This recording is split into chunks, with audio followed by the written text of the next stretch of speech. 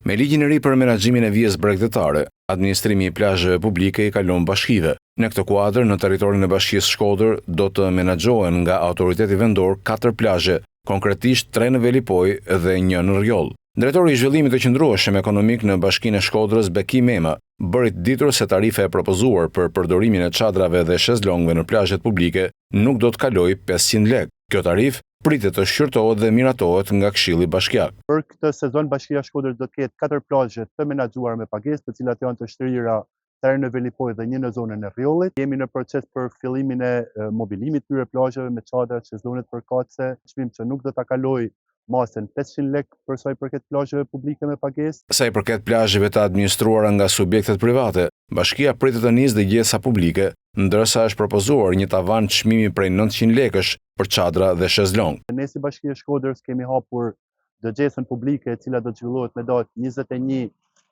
maj të këtij muaji për sa i përket përcaktimit të çmimit tavan. Çmimi tavan i propozuar në dëgjesë publike që do të integrohet pastaj edhe në kontratat e operatorëve privat është në vlerën 900 lekë të reja. Ndërkohë Mema thotë se procesi i kontratave të lidhura nga Agjencia Kombëtare e Bregdetit me subjektet private dhe administrimin e hapësirave publike në plazhe është në vijim dhe pritet të përmbyllet brenda këtij muaji. Çdo ditë AKB-ja miraton kontratat e reja në bazë të kritereve që shqyrtojnë ato.